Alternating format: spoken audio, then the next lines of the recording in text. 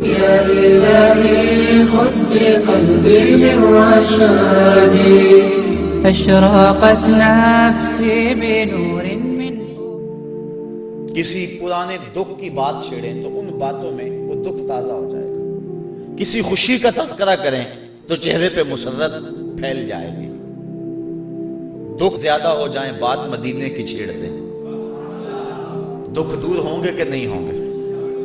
حضرت شیخ شبلی علیہ رحمہ بہت بڑے بزرگ گزرے ہیں، آپ معارف اسم ذات بیان فرما رہے تھے کہ اللہ کا نام لینے سے دل میں سکون آتا ہے اور دل کی کیفیت بدلتی ہے، من میں اجالے اور روشنیاں پیدا ہوتی ہیں۔ ابو علی سینا جو اس دور کا بہت بڑا فلسفی تھا وہ اس مجلس میں موجود تھا، وہ کہنے لگا یہ آپ نے عجیب بات کہہ دی، اللہ تعالیٰ کی ذات تو مؤثر ہے لیکن نام میں کیا رکھا ہے؟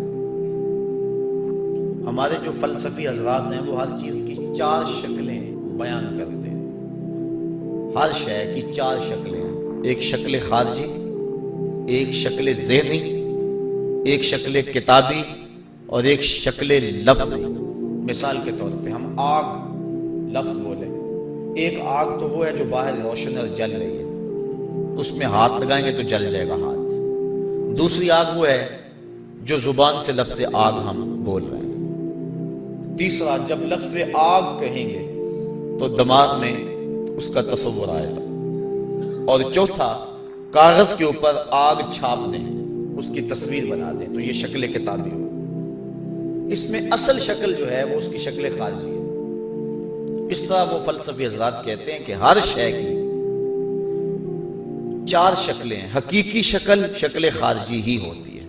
آگ کہنے سے ہونٹ نہیں جلیں گے، کاغذ پہ آگ کی تصویر چھاپ دیں تو اس سے کاغذ جل نہیں جائے گا، آگ کا تصور کرنے سے ذہن جلے گا نہیں، لیکن وہ جو خارج میں آگ موجود ہے اس میں ہاتھ لگائیں گے، اس کے قریب جائیں گے تو ہاتھ بھی جلے گا اور آپ کو تپش اور حدت کا احساس بھی ہوگا۔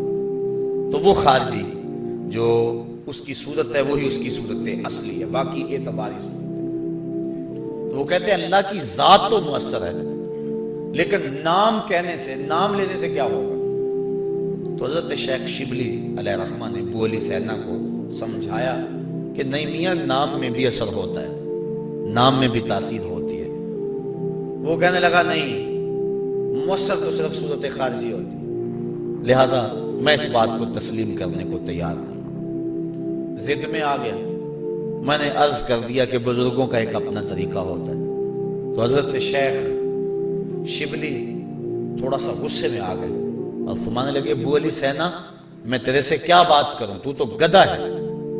اس کے سرخیاں آ گئی چہرے پہ، غصے سے لال پیلا ہو گیا، مجھے گدھا کہا؟ بڑی مجلس میں اتنا بڑا فلسفے کا امام، زمانہ میرے نام کا معترف، اتنی کتابیں میں نے لکھی۔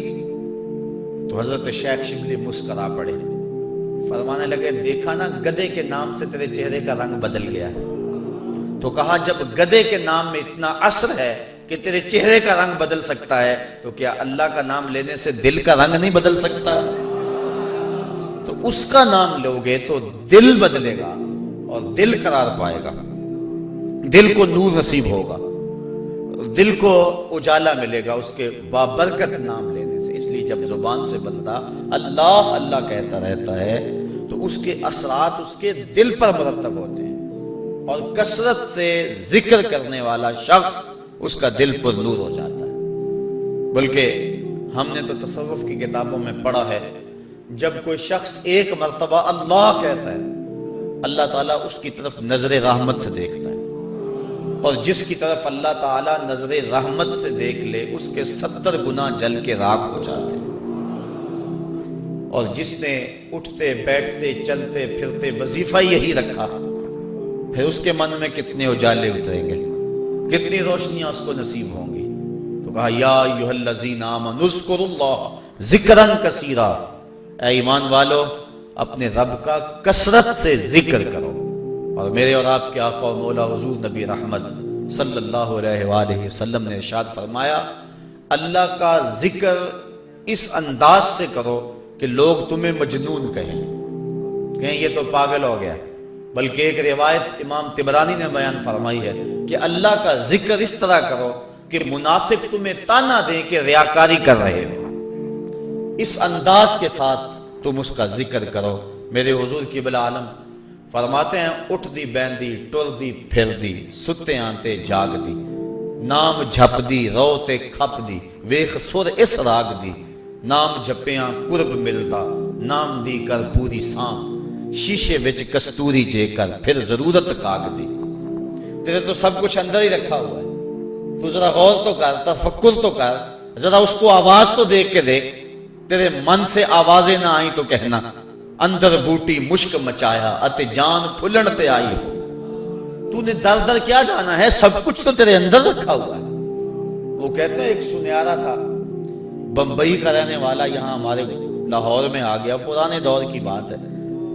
اس کے پاس بڑے قیمتی موتی تھے، اس نے کسی مجلس کے اندر اپنے موتی کھولے اور ایک موتی کہنے لگا یہ شب افروز ہے، رات کو چمکتا ہے۔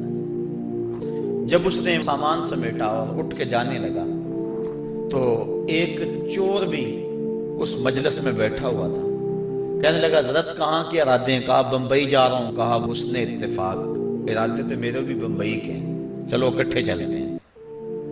وہ جوہری سمجھ گیا کہ یہ اصل میرا ہم سفر نہیں ہے، اس کا دل اس موتی پہ آ گیا، لیکن وہ تھا بڑا سمجھدار، تو اس نے کہا آ جاؤ۔ سارا دن سفر میں رہے، جب رات کو سونے لگے تو اس نے اپنی قمیض یا واسکٹ وغیرہ اتار کے جو ہے وہ لٹکا دی کسی چیز کے ساتھ، یہ اٹھا اور اس نے نظر بچا کے وہ قیمتی موتی اس کی جیب میں رکھ دیا اور خود بے فکر ہو کے سو گیا۔ یہ چور اٹھا، اس کا سامان ٹولتا رہا، لیکن موتی نہیں ملنا تھا، نہ ملا۔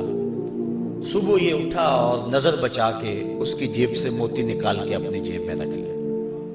ناشتے پہ بیٹھے کہنے لگا یار وہ تمہارے موتی کی رات کہیں چمک شمک نظر نہیں آئی؟ جیب میں ہاتھ ڈالا، کہا نہیں یار میرے پاس ہی تھا۔ بڑا حیران ہوا، میں نے تو جیب ٹٹولی ہے ساری رات۔ اگلے دن اس نے سوچا چلو آج میں مزید کوشش کروں گا۔ اس نے پھر وہی کام کیا، نظر بچا کے اسی کی جیب میں رکھ دیا۔ وہ ساری رات ڈھونڈتا رہا، موتی نہیں ملنا تھا، نہ ملا۔ صبح نظر بچا کے اس نے اپنی جیب میں رکھ لیا۔ صبح ناشتے پہ پھر بات چلی، یار وہ آپ کہتے تھے رات کو چمکتا، اس کی کچھ چمک شمک نظر نہیں آئی؟ کہا یار میری جیب میں ہی تھا۔ 2-4 دن ایسے گزرے۔